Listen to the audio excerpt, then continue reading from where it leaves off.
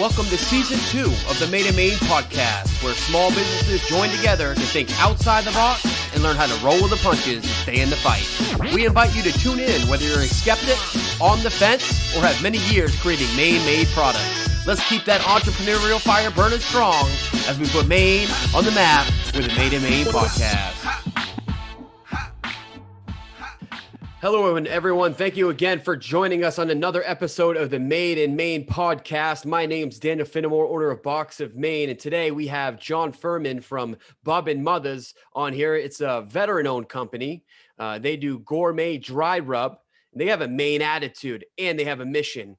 John was born in Winter Harbor, but he lived in North Carolina for 5 years, where he learned barbecue and rub blending. It was upon his return that he made the decision to start Bub and Muthas in Winter Harbor. His goal was to create a blend that could be used on anything that once had fur, fins, or feathers. It had to be uniquely Maine, so they searched for real Maine companies like Ray's Mustard, who custom grinds their mustard exclusively for their rubs, and the Maine Maple Company in Madison, who provides maple syrup crystals, along with the Coffee Hound Company and Brewer, who roast a special espresso for them. And as it should be in Maine, they use blueberry powder in both of their flavors. Their rubs can be used on the grill, in a smoker, in the oven, broiler, fryer, and even mixed with sour cream for dips or mayo for dressing. Their mission is to be able to employ other veterans in their community full time. What a great mission. John, thanks for carving out some time and coming on the Made in Maine podcast show. Welcome. How are you doing? I appreciate it, Dan. That's great to be here. Thank you very much. Absolutely. So it is rainy and pouring outside. We had the thunderstorms going. It's the end of March right now, and it's a little bit of a slower season for me. Things have finally started to kind of slow down. The stimulus checks are rolling out, so maybe I'm hoping, I'm crossing my fingers, people are going to go and start supporting the local Maine companies right now. How's business going for you?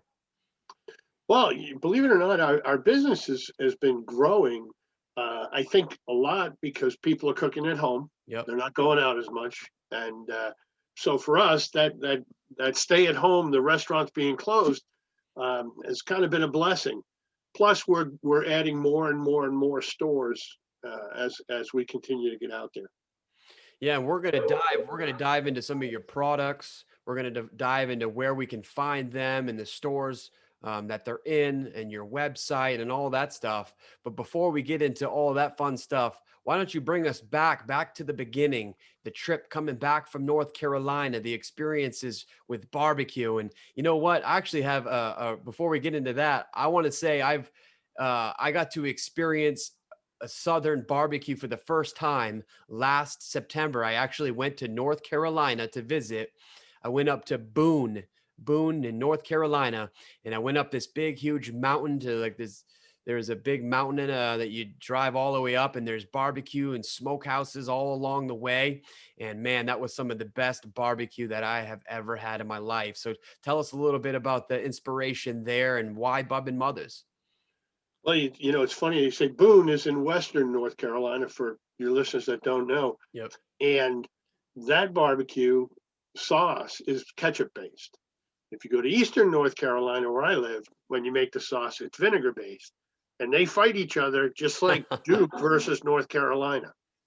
But you know, it's funny when we say barbecue up here, it has a different meaning. In North Carolina, most of the time when you go to a restaurant and ask for barbecue, you're going to get pulled pork. Yep. Now, pulled pork is delicious, but you can't talk about it in Texas. Texas, it's brisket. It's beef, you know, in Memphis, it's ribs. And in Alabama, they put white sauce on all their barbecue. So, you know, the dry rub part, when I first found it, when I first had it, to me, it was safe. You know, if in other words, if I didn't know what the vinegar was going to taste like, or if it was a mustard base, I didn't know if I was going to, dry rub was always a sure, safe bet. You know, if they put that on ribs, I knew I was going to be okay. And then I started to learn what went in it and why certain blends do certain things. For example, paprika is very smoky. And when you're using a smoker, that extra smoke gets the flavor into whatever meat you're smoking with less time on the smoker. So, you know, my intention learning all this was not to start a company.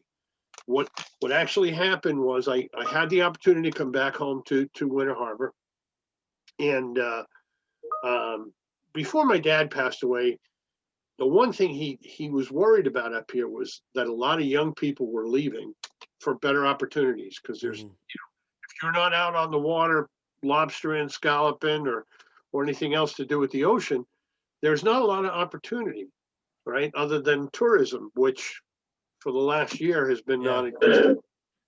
So he truly loved Winter Harbor. He just loved. He was in the Navy when they had a base back here in the 50s, and always talked about it when I was a kid, how that's where he wanted to end up after he retired, and he was able to do that. But he was concerned that the town was dying because the young people were leaving, and heck, this isn't frosting. I mean, when they run out of people like me, what's a town going to do? So I thought, if I could start something up here where we could offer young people an opportunity, wouldn't that be great? And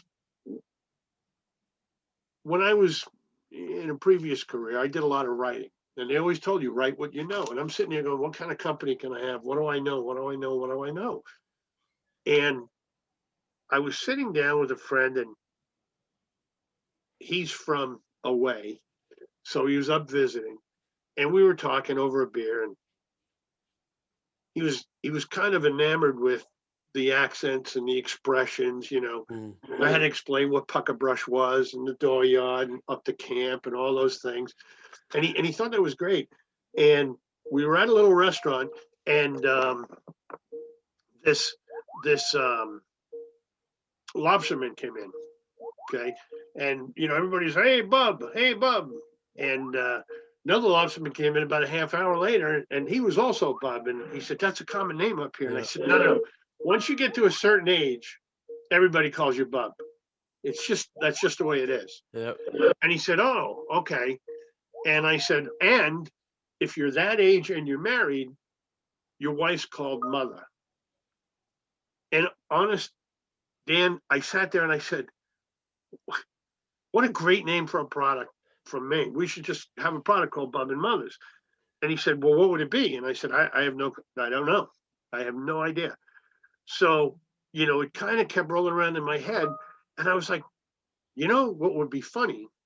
And I think and this in business, sometimes you need a hook.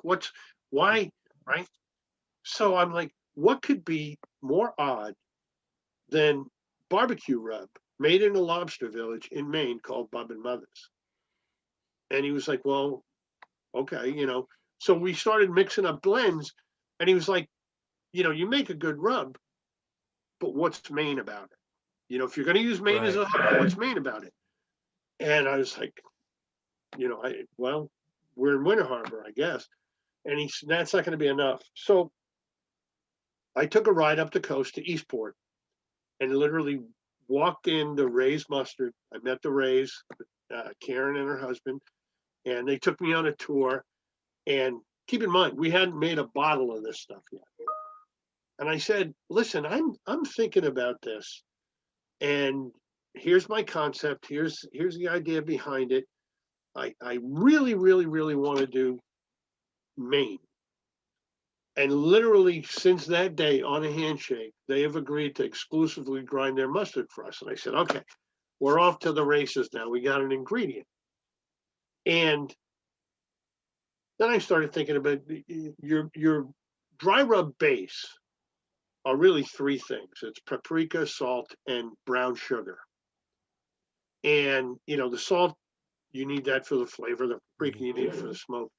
And I was like, boy. And I literally, in a tourist shop, they have the little tiny maple bottles of maple sugar. And I said, I wonder how that would taste. So I literally bought that bottle and I mixed up a batch. And it not only tasted good, it it caramelized better than brown sugar did. And I went, okay, great. So I looked at the back of the bottle, Maine Maple, Madison, Maine. I said, okay, I'll call these guys. And we've been buying their maple crystals since the very beginning. So, with that, we were ready to go. Let's make it the blueberry powder, and then in our dinner dust, which is the milder of the flavors, we added espresso, fresh ground espresso from Coffee Hound. That really does a lot to wake up beef, when you're cooking it on a smoker, really, it adds to the smell while you're cooking. So I was like, okay, we've got the complete Maine package now. We sent it out. We had a few people test it, some chefs, and they all seemed to like it. And that was it. Bub and Muthas literally was born, and we made up our first batch. I think it was like maybe 20 pounds, and literally went out and started going to stores going, hey, would you, and our pitch was real simple. Listen, before we even ask you to buy it, will you take this home and cook with it? And that's it. And every single store, including all the Rennie's locations, all started with a taste test. Yeah. I think you sent me a couple too. It was a few years back. How long have you been doing Bub and Muthas now?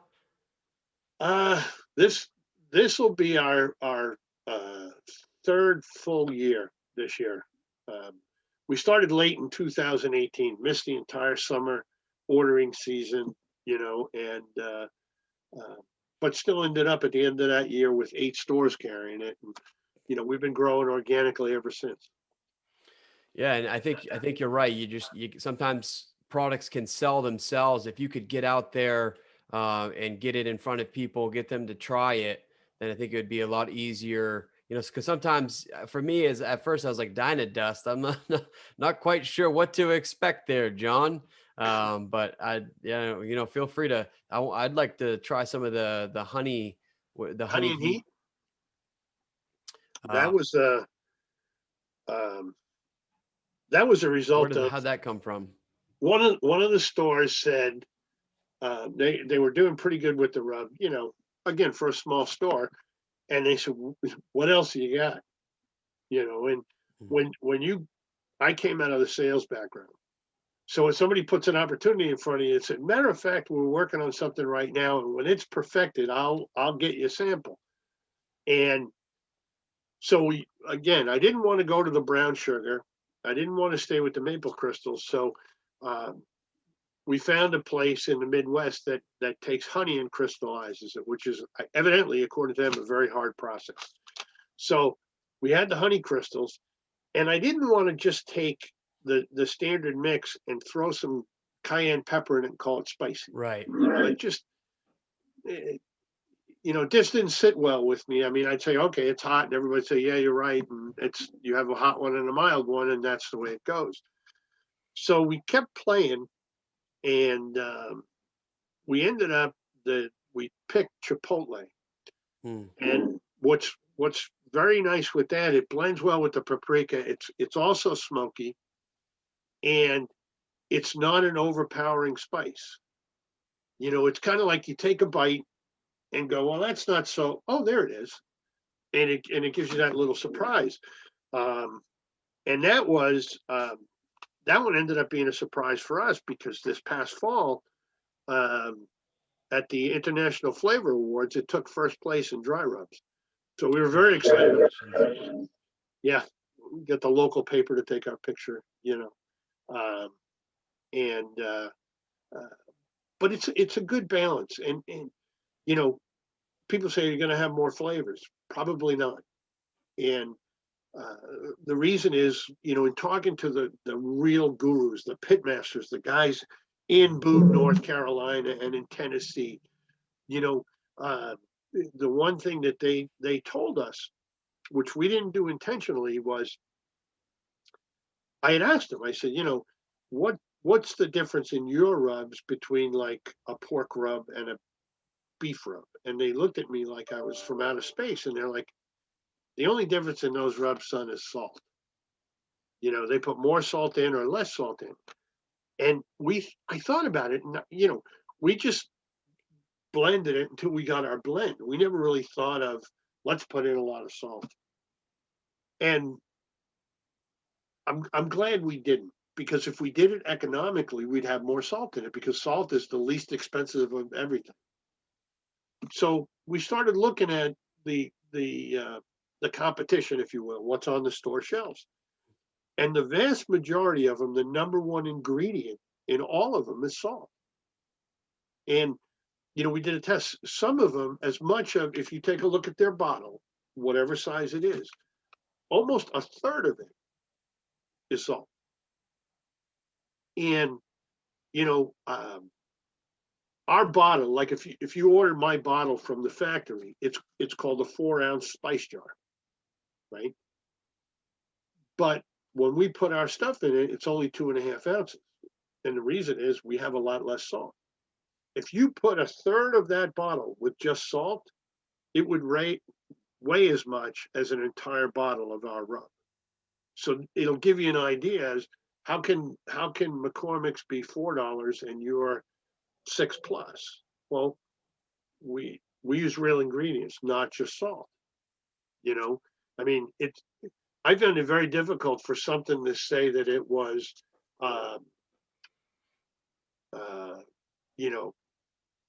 this flavor, honey barbecue, and yet the number one ingredient is salt. I would think that at least in the top 2 should be honey. Yep.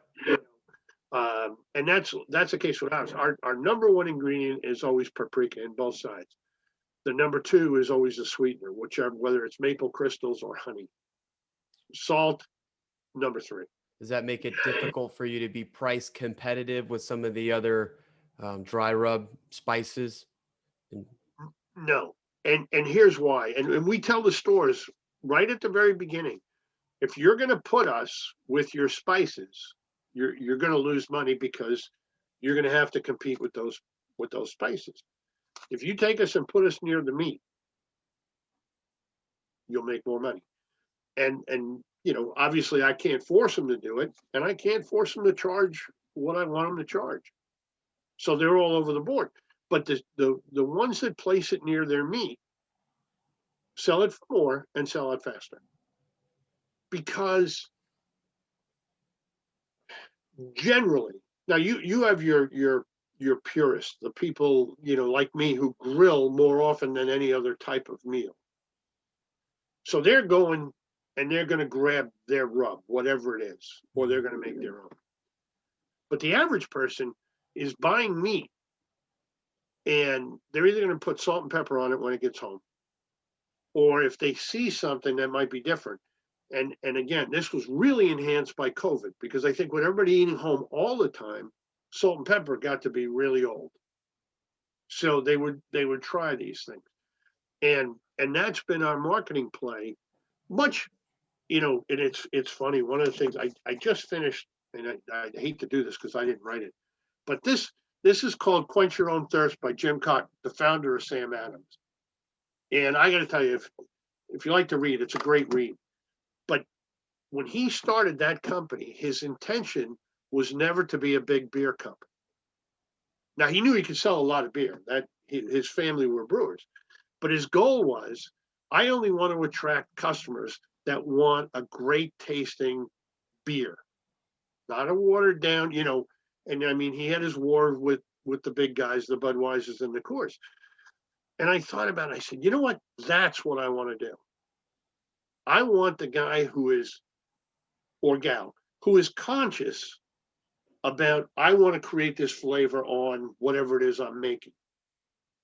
And if I go that way, then, I'm really not competing price-wise. Right. I mean, the big gorilla in the room is McCormick's. I am never going to beat McCormick's if I live another 800 years, but that's not my intention. My intention is the customer who goes out and specifically gets a rack of ribs they're going to try it on their brand new smoker, and they want, They got to pay so much attention to the actual cooking. They want something simple that's going to really taste like barbecue. That's what we offer. Yeah, I think you and my father would hit it off a lot. He's a big time. He's got his smoker and he's cooking all the time. And what he told me is he's found the company that has an amazing spice, all natural, great tasting, and he's dedicated it to them. And so my question to you is, John, is when those people get onto your rub, do they come back and then are they buying? Are you seeing repeat purchasers buying it over and over and over and the word of mouth growing organically? Is that what you're seeing most We of? we have a couple of people that we might have to start a rehab program for. Um, it's yes, we have fans, and and I call them fans because they they love to participate, and that's it's kind of the essence of what we're trying to create here. Barbecue is an event. Okay, like I said, if you're in North Carolina, it's pulled pork. If you're in Texas, it's brisket. If you're in Kansas City, it's this. If you're in Maine, it's anything. And in fact, what's today, the 26th? We go until April 1st, and we will pick a winner. We have a contest going on called "What's the weirdest thing you've ever used Bub and Muthas on?" Okay, and I'm telling you, it is amazing what people will put this stuff on. What's something that's really And weird? when you read the intro for Fins and Feathers, that was our intent because when you think about barbecue, you think about meat, right? And I get emails from people going, "Have you tried it on popcorn? Have you?" I got a gal who um, took sliced pineapple, put the honey and heat on it, and then dehydrated them for spicy pineapple chips. Okay, in my wildest dreams, Dan, you know, somebody said, "Wow, did you think of that?" No, What about pizza? pizza is big. Um, you know, Obviously, depending on what you put on the toppings, my my daughter was I was a temporary vegan. I I don't understand, but uh, so she was sending me recipes that she was using the honey and heat to make black bean burritos, a vegetarian burrito. And the other thing was she took cauliflower and panko breadcrumbs and mixed up the rub and baked the cauliflower, and I mean, people eat that like it's a meal. So uh, the things that I've seen them, avocado toast.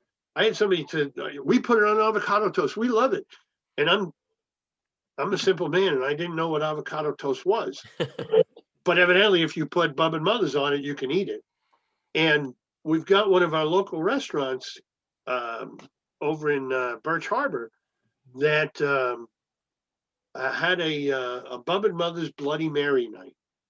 So you go in and get a Bub and Mother's Bloody Mary, and they also created a honey and heat margarita. So, Who knows, right?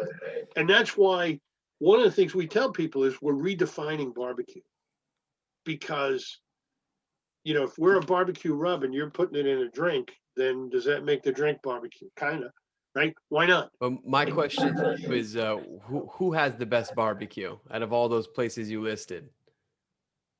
You know, well, it depends where I am. If I'm in North Carolina, I tell them they do, and then when I'm in Tennessee, I insist they do, because I want some.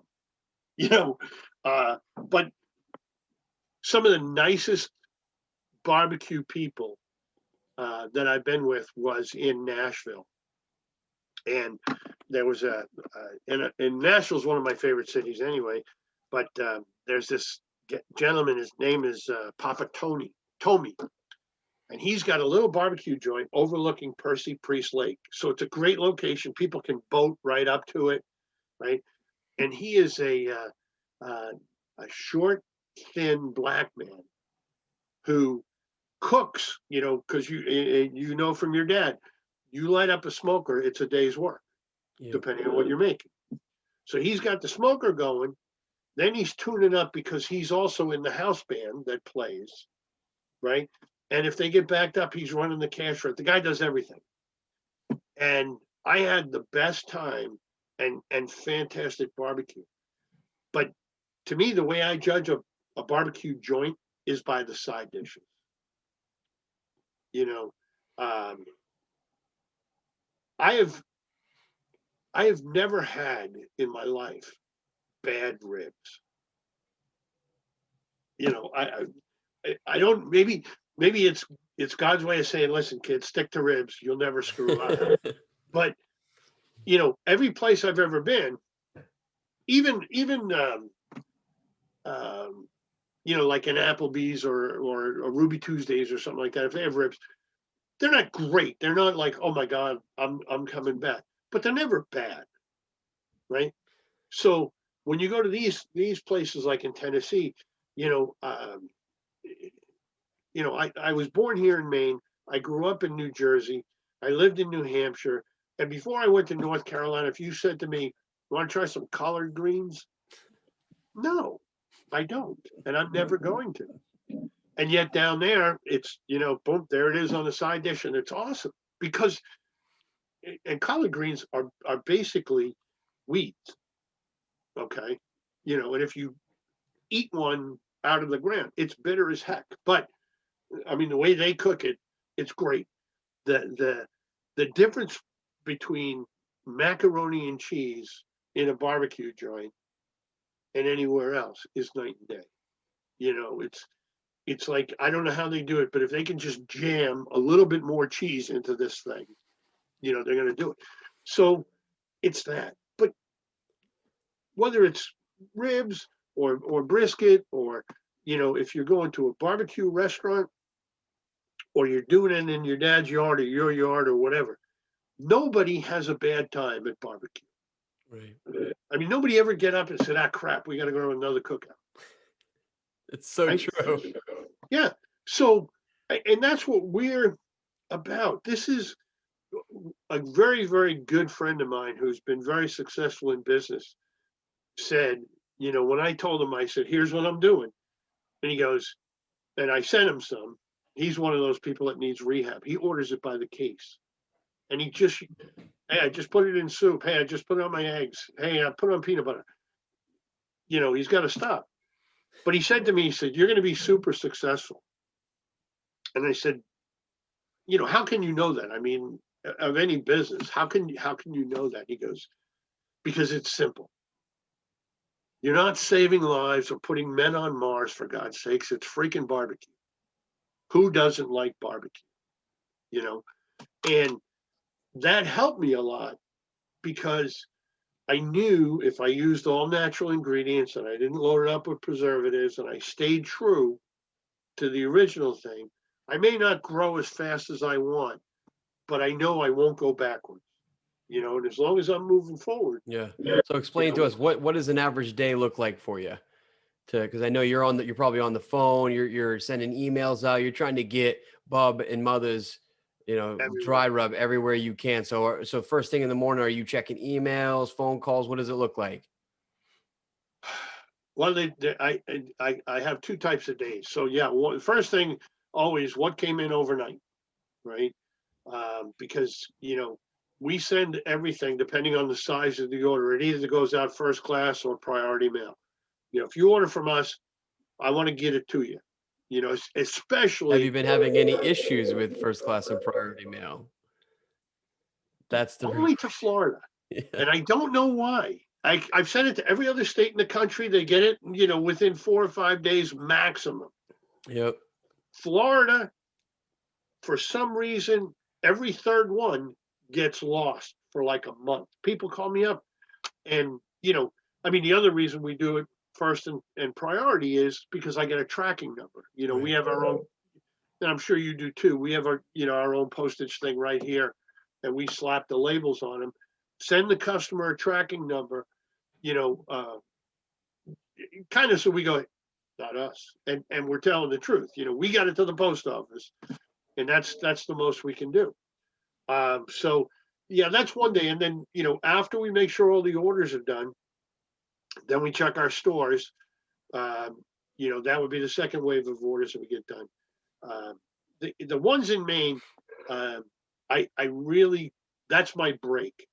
I love nothing more than put a bunch of cases in my truck and just go in and deliver them. Like they don't believe I do it. It's like, I spent my life in an office. Mhm. I'm trying not to be in an office anymore. So I got into barbecue. So to come out on the road and go, here you go, help them put it on the shelves, talk a Yeah. little bit about it, meet the customers. I love all that. I mean, I wish I could spend my day doing demos, but that's just not practical. Now, the other type of days, um, for example, well, like like you have your gift boxes, right? And then you have the other type of business that is a subscription. So we're right now signing a deal with a company called the Grill Master Club, and they're a monthly barbecue company, right? So when I get one of those going, then I'm up at 5 o'clock mixing, blending, labeling, bottling, boxing, you know. Then I'll check my emails during the coffee break, get back to that. Then I'll go to the post office, get back to mixing, uh, you know, because, and I think you can appreciate this, when you're new and somebody wants it, you got to get it in their hands right away, uh, whatever that means. I mean, I've had, we'd be doing a big order, and all the stores have been great. They'll sit there and go, okay, can we have this in 2 weeks or 3 weeks? Absolutely. And we'll be doing a big order, and then a brand new store will come in and want 2 cases. Okay, let me get these 2 cases done and get them out, and we'll get right back to this. We don't really lose a lot of time, but I want that store to get those rubs Yeah. because maybe the customer that bought them doesn't live there. I get a lot of emails and orders, and because where we live, we're in a vacation state. I got an email from Atlanta. The woman bought it at an IGA while she was up here on some, for the summer, and wanted, can she get it for me? And never even thought to see if there was a website, which is fine. We sent them to the website, and they've been customers ever since. So, you know, until I'm dominating the world, I'm going to be this busy for a long, But that's the mindset that you need to have, though, is that you gotta want to get up every day and you gotta want to dominate the world. You gotta say, okay, how do I get my product? Like today we were talking about, let's reach out to the hospitality industry and the banking industry and the real estate industry and the insurance industry, and how do we get into all of these areas? And you got to keep pushing and calling and emailing, and that's the hustle, that's the grind, right? In order to get, I remember you emailed me. I haven't heard from you in a while. This time I emailed you, but you were emailing me and sending me stuff, and you're like, come on, Dan, how do I get Bob and Mother's Dynadust in the box of Maine? Well, yeah, and that and the funny thing is, we if you're on the list, you're getting an email, and sometimes, and one of the things that I learned is it's not always about, hey Dan, let me in. Sometimes we've gotten business from somebody we've been talking to for a long time because we send emails and go, hey, here's what we're doing. Hey, here's what we're doing. We had one store sign up with us, um, simply because they finally read the whole thing through, and it was like a promo one, like we were talking about earlier, and they saw we had raised mustard in us, and that was the only reason they bought it. They said, "Oh, we Yeah. have raised mustard, so we'll carry you too." So talk to us a little bit more about the collaborating with other businesses. What, I mean, you touched on it a little bit in the beginning, but like, how important is that to you? And are there any other companies that you're looking to try to collaborate with? So, yeah, it's incredibly important. If we're sitting here telling the world that the reason we're doing this is to provide opportunities for local people, it's kind of hypocritical if I'm getting powdered mustard from, you know, Joe Spice, right? Now we get our spice blend, um, from uh, uh, a spice house that's actually in New Jersey, but those are every one of those spices is not available in Maine from a Maine company. Or else you would get it You know, from there. Yeah. right. So, you know, as we continue to look, like the example I used earlier in our honey and heat, if a company in Maine starts making honey crystals at a big enough volume, you know, that it would be commercially worth it for us, you know, because we get it in 50-pound sacks, you know, and I know that doesn't sound like a lot until you spill it, and that's a lot of sticky stuff. But you know, if that happens, yes, the more we take a stance that we're a Maine company and we want Maine people and Maine. I would hate somebody to come up to me and go, you know, there's a paprika farm in Auburn. I mean, there's not, but I'm looking for those things. Yeah. And you're also looking for veterans. And so tell us a little bit about this mission. Like I said, my father is a veteran. John, you're a veteran. Thank you so much for your time that you've served. Explain to me what your heart is on trying to hire some veterans and how's that coming along? So, you know, I think I mentioned earlier that, you know, this area is losing young people, right? And you know, I have no illusion that I'm going to be a conglomerate. We're going to put up a factory here in Winter Harbor and have the same amount of people as Bath Iron Works. So I'm not going to solve that whole problem. And you know, as I thought about it, I was like, well, okay, then who do I reach? And I mean, finally, it just hit me. It's like, you know, you moron, you're a vet. Why not just do it with veterans?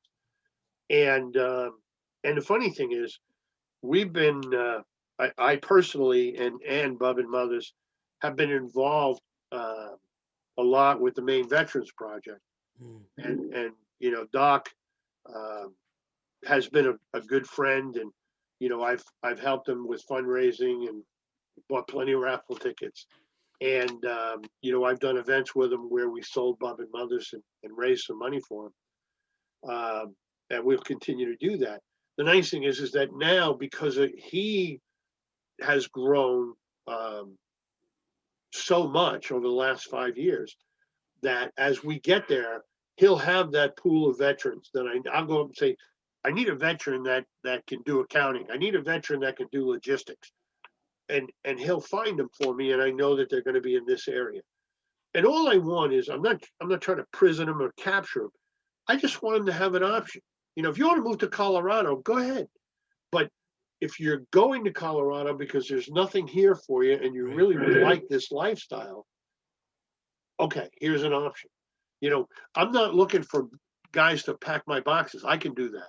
You know, I'm eminently qualified to label and pack. I've learned that. So as we grow, I'm going to be looking for, you know, what's the next piece of talent that I need that I'm really not good at, and let's bring them in, you know, or what's that next talent that I am good at, but I need to train somebody else so that we can double our efforts. You know, sales is probably the easiest one. You know, can I sell? Yeah, I've sold my whole life, but I can't be everywhere. Right. So if I can train somebody and have them go one way and I go the other way, Yeah. and so on and so forth. That's interesting that you bring that up, because I feel like where you're at now is where I was just recently, not that long ago, where I was trying to do it all myself. But at some point, John, you know as well as I do, is you're not going to be able to do it all, and you're going to keep growing, and it's just going to become overwhelming, and you're going to need to, you know, delegate and find people that can, I don't know, not necessarily do it better than you, but allow you to free you up to do what you're good at, and that's selling and get in front of people and talking about the business. And you're excellent. I'm excited. You know, I'd love to see if we can work together. And you definitely have a talent and a gift of speaking. So speaking of that, I saw recently that you are on the Big Gig Pitch competition. So I have to take just a minute to give them a shout out. They were very an influential role in my upbringing as a small startup company in Maine, working with the Upstart Maine organization here, where they're helping entrepreneurs thrive, and they give them platforms to get on and to pitch their business in front of a group of judges. I don't know how they're doing it now with COVID. I think it's probably all online, but you can win $5,000. And I think you have a very similar story that I did on the show. And so explain us how that came to be and how things are going with that. So the as you know, they have preliminary rounds, and I think there was 16 of us in that preliminary. And you're right, it was hard because it was all done on video. You know, I mean, this is okay. I have no problem, you and I on video one-on-one, because we're talking to each other. I can see you and you can see me. But when you have a whole bunch of people, you can't see any of them. There's no way to get a reaction. I've spent my life in front of live audiences, whether they were an audience of 2 or 2,000. It doesn't, you're there to get their feedback. And, it was really difficult, and I was worried. So I was like, well, just stick to what you know, tell your story. And, I was fortunate enough to make it to, the next round. And, we, and this is bad. Don't do this. We got to the next round, and you kind of do a rehearsal, right? And they had some guest judges kind of to get us used to what it's going to be like on a video pitch. And that was fine. And they would tell you, do this, don't do this. And you should listen, because they're giving you good criticism. Well, I didn't listen. So I'm watching everybody else, and they had this one person on, and I'm going, wow, because 5 minutes, that's it, right? And she was like 5.5 minutes in, and they said, and she wasn't even at the end, right? So they stopped her, and I said, wow, that's not good, right? And I really didn't understand what she was talking about, this and the other thing. So it's like, okay, yeah. So they made the final cuts, and she made the cut, and I'm going, okay, and then of course, being a guy, you go, I got this, piece of cake, right? And I went first, and everything was fine. I think they had the guy who, one of the judges was a guy who runs the concerts in Bangor on the waterfront, great guy, and another guy owns one of the restaurants there. And then there was a woman, she was an attorney. And I knew she was going to be trouble, because she kept saying she was excited to see all these girls, other girl business people. And I said, okay, I got to get 2 out of 3. Anyway, so mine goes off without a hitch. And this gal comes on. And I said, oh, boy, I feel bad. I hope at least she gets it done in time so she's not embarrassed. The worst thing you can do when you're speaking is get cut off because your time ran out. Right?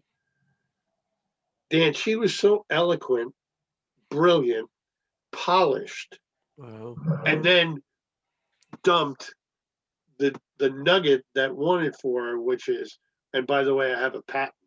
Ooh. And everybody, I mean, you could see the judges all went, did she say the P word? And I was like, game over from there. I mean, I'd have voted for her. She was so good. but there's still a chance, right? There is a chance. There's 3 of us that were selected as a wild card. And I don't know how they did this, but basically they set you up on Facebook, and it's based on whoever gets the most likes. All right. And it should have been that simple, but they decided, let's make it fun. So you don't just like the person you want to vote for. You have to use their assigned emoji. Like a smiley face or a frown. Yeah. So the gal that everybody thinks should be the favorite, she got the smiley face. Right. And then another gal, she got like the weepy face. And I get this angry face. It's like, let's not vote for the guy who's pissed off. And, so I'm getting slaughtered. I think Yeah. even people I asked to vote for me went there and said, yeah, no, I'm voting for. Nah, I just went and voted for you. I'll get a few more votes. Let's see if we still have some time. Yeah, Unfortunately, we got by the time till, this I think, episode Monday. releases, they probably won't be able to vote, but I'll get you a few votes, John. I All got right. you, Yeah, man. I no, I got you. appreciate it. Um, it's, just like I went through Upstart and Top Gun and Yeah. uh, Well, I'm glad you enjoyed took it. the step out there because it can be nerve-wracking getting in front of people, talking about your business. It sounds like you did a fine job at it, but it's still, there's some commitment there, and but I Yeah. hope nothing but good stuff comes from it. At least it has for me, as far as people just seeing you and your business. People want to know, from what I've come to find out, people want to see the face behind the business. They want to see they're just a normal guy. He's hustling. He's trying to grow this business. He's supporting Maine. And that's what I see in you. You're passionate. I mean, what's there not to like? You know what I mean? So Yeah. as we wrap things up here, because we do have a time limit here Sure. too. So I need to wrap things up. I want to know where people can find Bub and Mother's Dynadust, where they can find the honey and heat. I'm Tell going them to how teach you. It's dinner, like in dinner. supper. Why Dinner. do I keep Dinner. saying Dinah? That's okay. I had a guy from British Columbia did a whole show about our rubs, and he said Dinah all the way to the last 30 seconds, Dinner. and corrected it to dinner. Without us even saying Which anything. is But weird anyway, because I'm born and raised here. So it's always when's dinner, when's supper. one supper. Yeah, we're gonna be out in the dooryard right near the pucker brush. Anyway, Yes. Yeah. um, the easiest way, we're in all Rennie's locations. That's the easiest one to mention. That everybody knows Rennie's. Um, but all the other stores that we're located in, if they go to bubandmothers.com and click where to buy in Maine, I've got every store in Maine that carries our rubs is listed there. So you can check. And if it's in a neighborhood close by, obviously, you know, go buy it there. If you have a store near you and talk to them, if you can get their contact name, I'm happy to talk to them and get them to Mhm. stock it. I'll go see them and have some fun there. And then you can get it on bubandmothers.com if there's no, What about social media? Where can people find you guys on Facebook and stuff? yep, we have a fans of Bub and Mother page, and which is great because it's all of our fans sharing their Bub and Mother's recipes. Plus, we do some videos on there and YouTube of us actually doing certain kinds of cooking, certain recipes. We did a Bub and Mother's shepherd's pie last week, and that was a live video. We did a live feed. Instagram, there's Bub and Mother's. And Twitter and So it's BUBNMUTHAS. yeah, Okay. .com. And last question before I let you go: food shows, fairs, festivals, anything like that? You're gonna try? Is there anything going on? Yeah, well, Yeah. yeah, I decided this year I'm going to go have some fun. So we're contacting the Blue Hill Fair because that's a big one. We'll certainly do Lobster Fest here in Winter Harbor. Probably the Blueberry Festival up in Machias. Mhm. We'll go down to New Hampshire for the Deerfield Fair. Um, you know, and I want to just meet as many people as I can. Yeah. I don't know if you've done. It's hard work, the fairs, because you're there all day. It's not like let me close. You can't put the little clock out there that says we'll be back in 20 minutes. People won't stand for Long days. it. But you know, uh, I think because of COVID last year and everything not going off, because we were going to be at the New England Made Show, which is a Mhm. trade show, uh, and they canceled it. They tried to do a virtual one this year, but I passed on that because how do you taste virtually? Yeah, we actually had the Maine Needham Company on earlier this month, and they did it virtually. And boy, they got some amazing products, John, just like you said. And they didn't see a whole lot of response because you really need to try the product. The minute you try one of their Maine Needhams that have like 100-year-old recipe, you're sold. I don't care. It doesn't matter. I don't even like coconut, and they're delicious. But how do you try it virtually? You don't. And I know that they were trying. And maybe there's some businesses that did okay, and I'm hoping that, they get business in the future. But yeah, that's a tough one. Yeah, no, we want to do as many things as we can do, certainly regionally. The New England Made is thinking that they might be able to do something late summer, early fall. They always do one in the fall down in Massachusetts, but what they're thinking of doing is moving it to Portland again, which is where they have the spring show. Because again, I did a demo at a supermarket where all I had was sour cream and rub. Made a dip. People tried the dip, and we sold out of everything the guy had in the store. So yeah, I definitely will be doing as many of the fairs as we can. Awesome. Well, John, thanks so much again for the time. I wish nothing but the success for you. And let's reach out, and let's talk some more. Thanks for listening to Season 2 of the Made and Made podcast. We hope that you thoroughly enjoyed this episode and would like to ask you to consider sharing it with friends, family, and your business peers. And don't forget to follow us on Facebook and Instagram. Also, you can find the Made and Made podcast on YouTube, iTunes, GooglePlay, Spotify, and all other digital streaming services. If you would like to financially support the show and be a part of putting Maine on the map, you can subscribe to us on Patreon or email madeandmadepodcast@gmail.com.